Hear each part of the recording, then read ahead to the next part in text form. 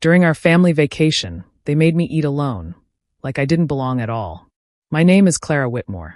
I'm 29 and work as a nurse in Portland. My husband, Ethan, had been begging me to join his family's yearly beach trip in South Carolina.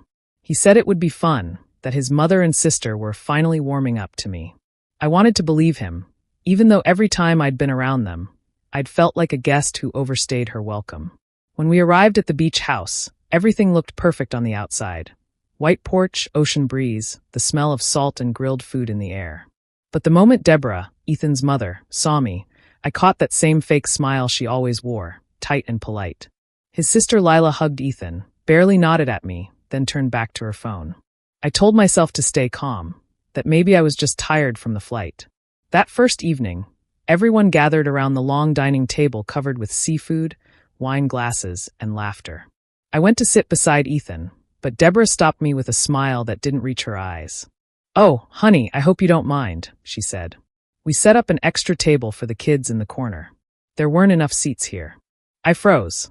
The kids' table was a small folding table by the window with two of Ethan's younger cousins already sitting there, drawing on napkins. Everyone watched me, waiting to see if I'd protest. Ethan looked away, pretending not to notice. My face burned. I wanted to say something, but instead I nodded and walked to the small table. I could hear them laughing as I sat down, pretending to eat while the others toasted and joked. From where I sat, I could see Ethan's profile. He was smiling, completely at ease, like nothing was wrong.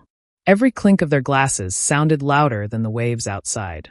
I tried to tell myself it wasn't a big deal, that maybe it was just bad planning. But deep down, I knew better. Deborah had planned every part of this trip. She'd chosen to put me there. I picked at my food while the kids whispered and giggled. The air felt heavy, thick with embarrassment. I kept my head down, forcing bites I couldn't taste, counting the minutes until dinner ended. When it finally did, I carried my own plate to the kitchen. Deborah smiled again, that same sharp smile. "You're such a good sport, Clara." Not everyone would take it so well. I wanted to cry, but I just nodded and said, "It's fine." That night, lying in bed beside Ethan, listening to him snore softly, I stared at the ceiling and felt something inside me shift. I'd thought being patient would make them accept me. But all it did was make it easier for them to pretend I wasn't there. And for the first time, I wondered how long I could keep pretending too. The next few days were slow, heavy, and filled with moments that made me question if I was losing my mind. Every morning, I woke up hoping things would be better, that maybe Deborah or Lila would try to include me. But it was always the same. At breakfast the second day, I walked into the kitchen and saw everyone eating. Plates and mugs were scattered around the table, but there wasn't one for me. Deborah looked up and smiled like nothing was wrong. "Oh, Clara, I must have forgotten to set your place. There are extra plates in the cabinet if you want to grab one." It wasn't the words that hurt, it was the tone. Sweet on the surface, but with a sting underneath. Ethan didn't say anything. He just sipped his coffee and scrolled through his phone like he hadn't noticed. I made my plate quietly, trying not to show how much it bothered me. When I finally sat down, Lila looked at my clothes and smirked. "You really like those plain t-shirts, huh? You could borrow something from me if you want. I just think you'd look more polished." Her voice was smooth, but her eyes were cruel. Ethan chuckled softly, the kind of laugh people make when they don't want to pick a side. I stared at my food, pretending not to hear. Inside, I could feel something tighten. Later that morning, I offered to help with breakfast dishes, trying to stay useful. Deborah handed me a dish towel, then started pointing out every tiny thing I did wrong. "Oh, not like that, dear.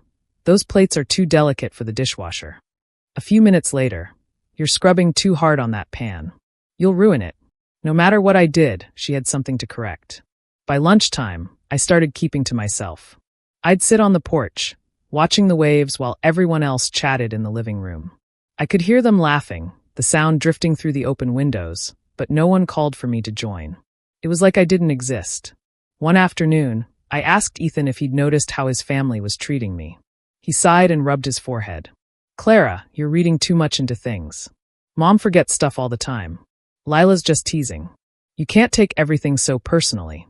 That one sentence cut deeper than anything Deborah or Lila had said. It meant he saw what was happening and chose to excuse it. That night, I sat beside him at dinner, quiet while everyone else talked over each other. When I tried to add something to the conversation, Deborah spoke louder, cutting me off. Lila laughed at something Ethan said, leaning closer to him, like I wasn't even there. Afterward, I stood at the sink washing dishes alone. I could see my reflection in the window, tired eyes, fake smile, hands shaking. It hit me then, this wasn't an accident. They weren't forgetting me. They were pushing me out on purpose, and Ethan was letting them do it.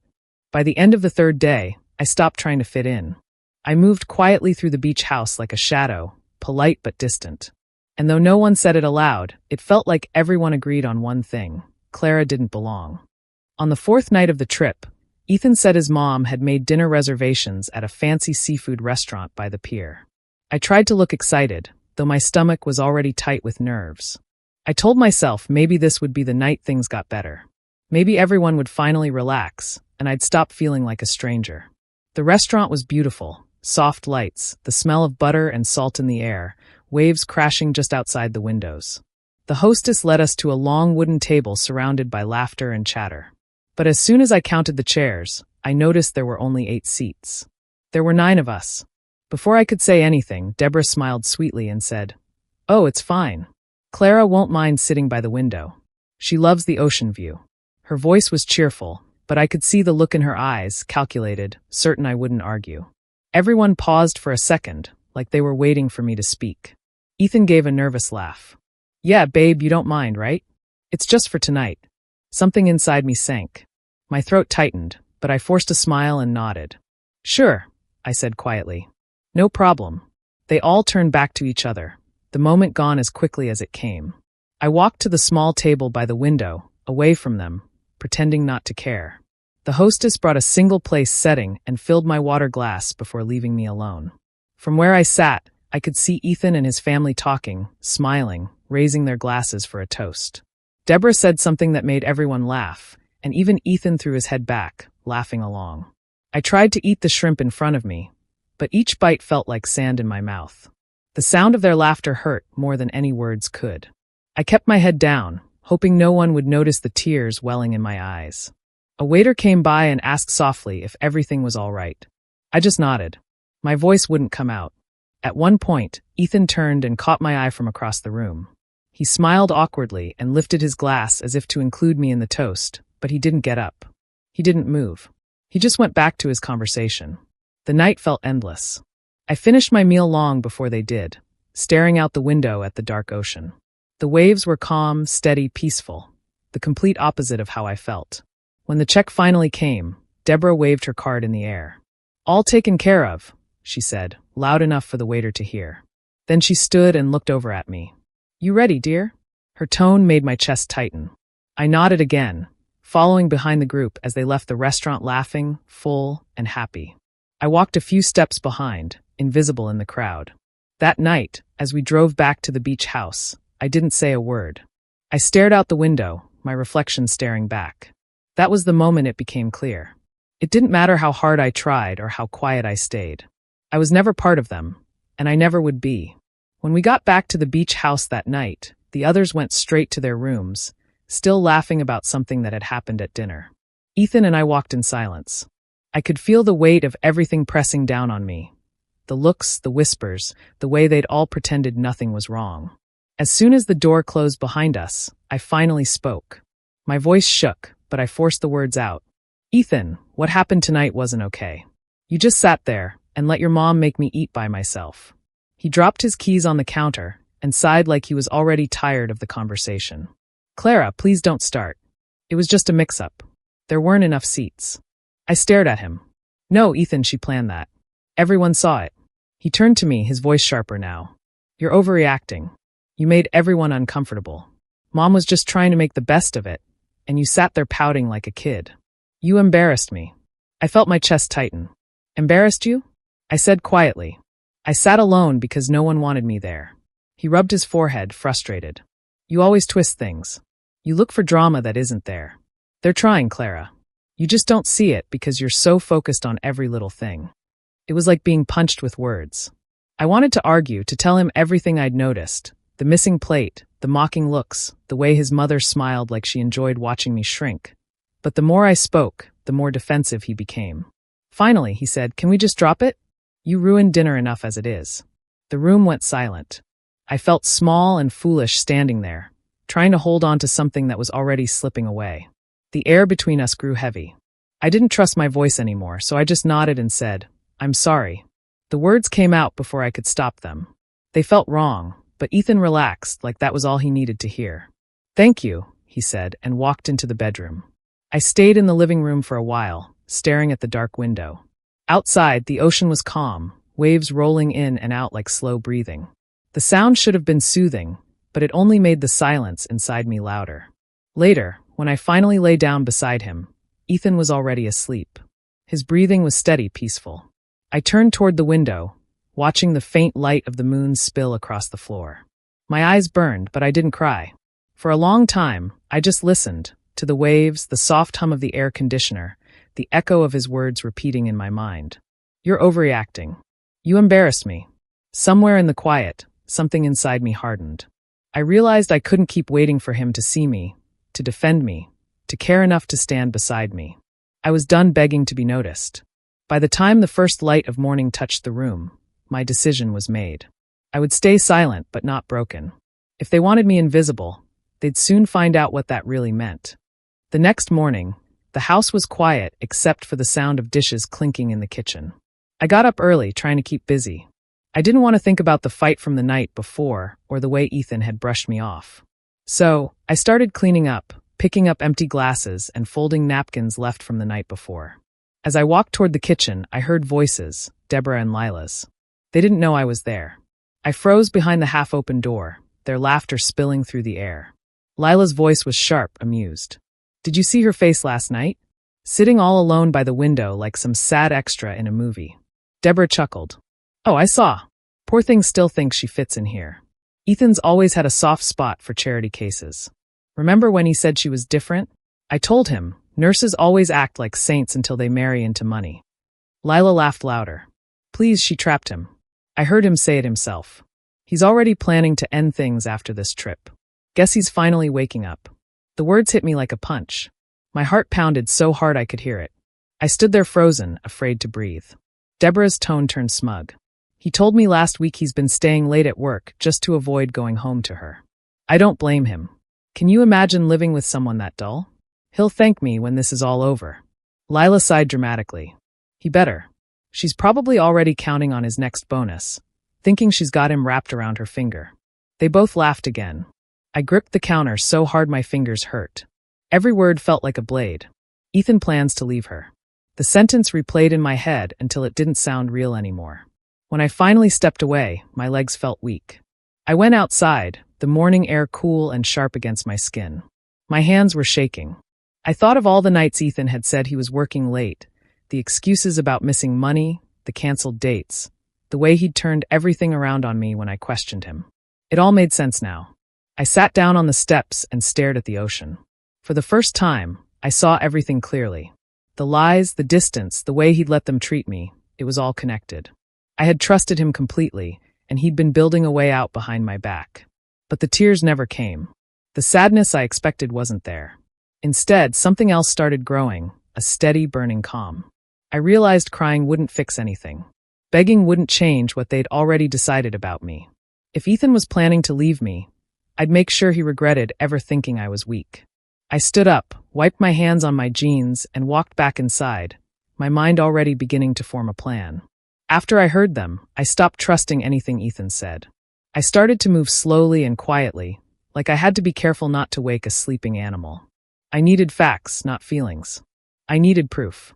The first thing I did was look for his phone when he left it charging on the kitchen counter. I didn't read everything at once. I took pictures of messages that mattered. Short, careless texts between Ethan and a woman I had never heard of, receipts for payments I didn't recognize. I found emails tucked into an old folder on his laptop, booking confirmations, a lease agreement in someone else's name, notes about money transfers. Each small file was a nail. Next, I checked the bank account we shared. I already knew some things from memory. How I had covered the vacation costs when Ethan said his bonus was delayed. Seeing the statements made it real. There were monthly transfers labeled for rent and utilities that didn't match anyone in our household. Some payments went to a name I later matched to the woman Lila had mentioned. The numbers were not huge, but steady. Someone else was getting money from him every month. I copied everything onto a thumb drive and printed the most damning pages. I took screenshots of conversations and saved the receipts. I made a small folder and labeled it clearly. I did not tell anyone. I kept it hidden in the lining of my suitcase, under the sweaters no one would touch. All the while, I kept smiling. I put on the same calm face I had used for years when people wanted to believe I was okay. I laughed at jokes, helped with towels, poured drinks, and pretended to enjoy the sunset. I carried my phone less and kept my hands in my lap more. The quiet became my shield. When Deborah nudged me toward chores, or when Lila left cutting comments, I answered with nothing. My silence felt strange at first, like a muscle I had never used. But it grew stronger the more I exercised it. I also started asking small questions, soft and casual, watching Ethan's reaction. "Did you get a work email this morning?" I would say, as if I was interested in his day. He would pause, and I watched him search his face for the ease he used to have. Those little pauses were important. They were cracks. I never accused him in public. I never raised my voice. I let him crumble quietly. At night, I sat with the folder and planned. I thought about timing and what I wanted him to feel. I wasn't trying to ruin him for the sake of spite. I wanted him to understand what it felt like to be small and unseen the way he had made me feel.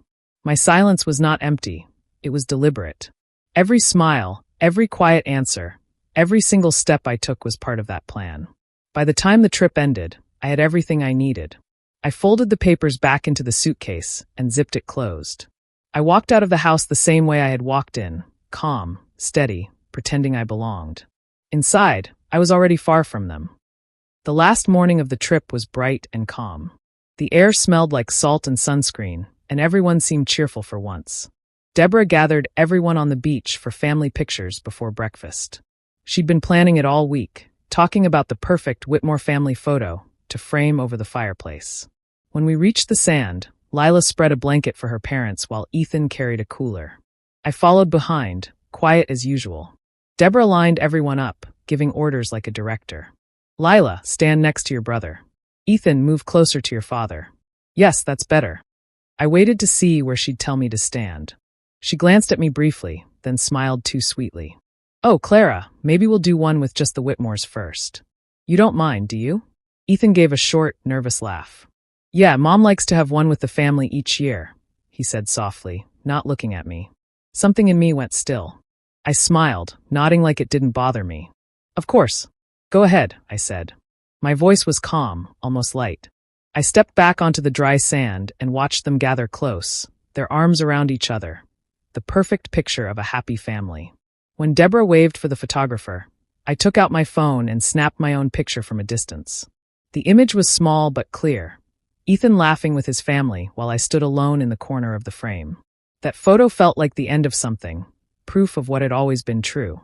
After the pictures, everyone headed back to the house for brunch. They talked about packing and driving times, and who would post the pictures first. I stayed quiet, listening but not answering. Inside, I felt calm. There was no sadness left, no more trying to fix anything. That night, after everyone went to bed, I sat on the edge of the couch with my laptop. The sound of the ocean came through the open window, steady and soft. I opened our joint bank account and looked at the numbers. Most of the balance was mine, my salary, my savings, my bonuses. Ethan had always been careless with money. He'd let me manage most of it because he said I was good with numbers. I transferred what was legally mine into my personal account. I left a fair amount behind, just enough that he couldn't accuse me of stealing. The process took only a few minutes, but my hands were shaking the entire time. When it was done, I packed my suitcase quietly, careful not to wake anyone. I placed the folder of documents on top, zipped it shut, and took one last look around the room. The house was dark except for the pale glow of moonlight across the floor. Before sunrise, I carried my bag to the car, started the engine, and drove away without looking back. The road was empty. The sun hadn't risen yet, but I already felt lighter, like I was finally leaving the weight of their world behind me. When I got back home, the house felt different. It was quiet, peaceful, and finally mine again. I unpacked slowly, making sure to put everything in its place. There was no rush now, no one to please or wait for. Ethan wasn't due back for another day, and that gave me time to do what needed to be done. The first thing I did was visit a lawyer's office downtown. The woman there was calm and kind. I told her everything in simple words, no emotion, no long explanations. She asked a few questions, nodded, and helped me file the divorce papers. I didn't ask for anything that wasn't mine. I just wanted to be free. When she asked if I wanted to wait to tell Ethan, I shook my head. He'll figure it out soon enough, I said. After that, I went home and packed the rest of my things, the few that truly mattered to me. I took my nursing files, the books I loved, and the small photo of my parents that had sat by my bedside since college. I left behind the furniture we'd bought together and the framed wedding photo on the wall. Before I left, I wrote Ethan a short letter. I kept it simple and clean. Ethan, I know about everything, the money, the woman, and the lies. The account is divided fairly. Don't contact me. I wish you the best, but this is where it ends. I folded the letter neatly and placed it on the kitchen counter where he would see it first thing when he walked in. Then I locked the door, dropped the keys in the mailbox slot, and walked away. Ethan came home the next evening. I didn't see it, but I could imagine his face when he found the apartment half empty and the letter waiting for him. Later that night, my phone started buzzing over and over. His name flashed across the screen again and again, but I didn't answer. When the calls stopped, new ones came from Deborah. I blocked every number. A week later, I sent an anonymous email to his company's HR department. I included copies of the proof I'd collected, bank statements, payments made through company accounts, small but clear examples of misuse. I didn't sign my name, just attached the documents and let the truth speak for itself. It didn't take long. 2 weeks later, I heard through a mutual friend that Ethan had been suspended. There were questions about missing funds, about the fake overtime he'd reported. His perfect image cracked, and Deborah couldn't fix it. After that, I didn't hear anything for months. But one evening, while I was having dinner, a message came from an unknown number. It was short, just a few words. I hope you're happy now. You ruined everything. I deleted it without replying. For the first time in a long while, I slept peacefully. The Whitmores had spent years trying to make me feel small. But now their silence filled the space where their power used to be. Their world was falling apart, and all I had done was step away and let the truth take its course. The apartment I rented was small, but filled with light. It sat just a few blocks from the coast, where I could hear the waves at night through the open window. The first few days were quiet, almost too quiet. I'd wake up and forget for a second that Ethan was gone, that my life had changed completely. Then the silence would remind me. At first, I didn't know what to do with myself. There was no one to cook for, no one to wait on, no one's moods to measure before speaking. I spent my mornings walking along the shoreline, letting the cool wind sting my face. The ocean had always felt endless, but now it also felt forgiving, like it was washing away everything I'd carried for too long. I found a small shelter nearby one afternoon. I hadn't planned on stopping, but something made me go in. That's where I met a brown dog with tired eyes and a crooked ear. The volunteer told me he'd been abandoned months ago. I sat with him for a while, and when he rested his head on my knee, I decided to bring him home. I named him Rusty. Rusty followed me everywhere.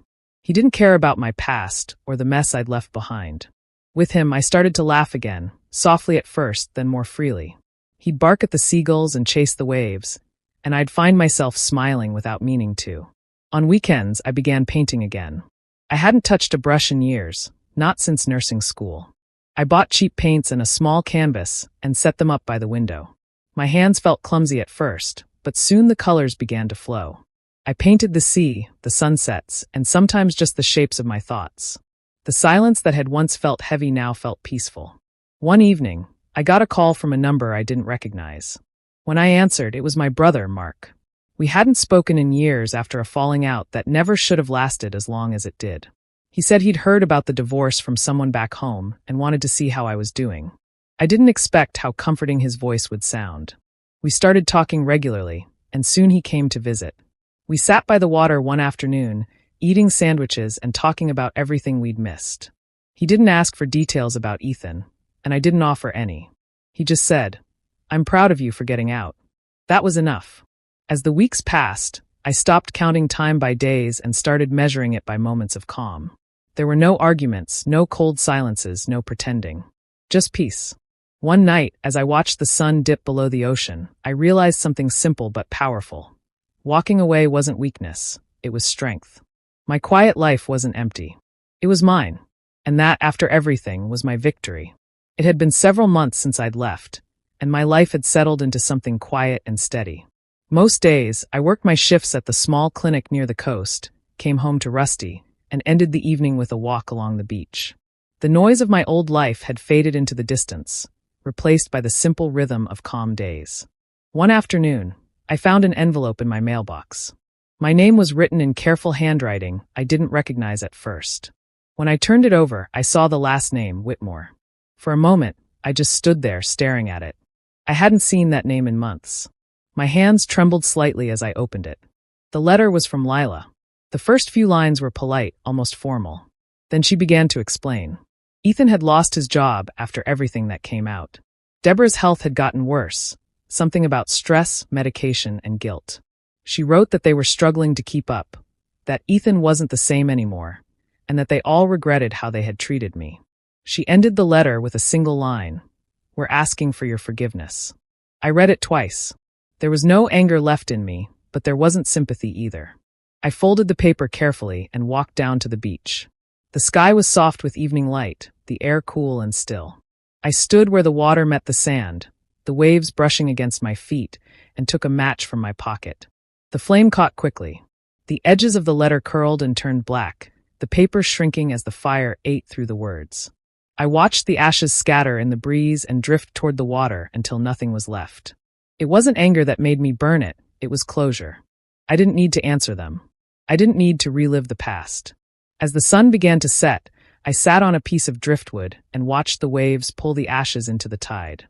I thought about everything that had happened, the dinners, the silence, the lies, and how far I had come since then. I realized that revenge wasn't about destroying someone else's life. It was about reclaiming your own. Later that evening, I walked into the small seaside cafe I visited every week. The waitress smiled when she saw me and led me to my usual table by the window. The same one I'd chosen the first time I came in alone. I ordered my coffee and a slice of pie and watched the ocean through the glass. The cafe was busy, filled with laughter and conversation, but I didn't feel out of place. Sitting alone didn't feel lonely anymore. It felt right. I took a sip of my coffee, warm and rich, and smiled to myself. This time, no one had made me sit alone. I had chosen it, and for the first time in a long while, that choice felt like freedom.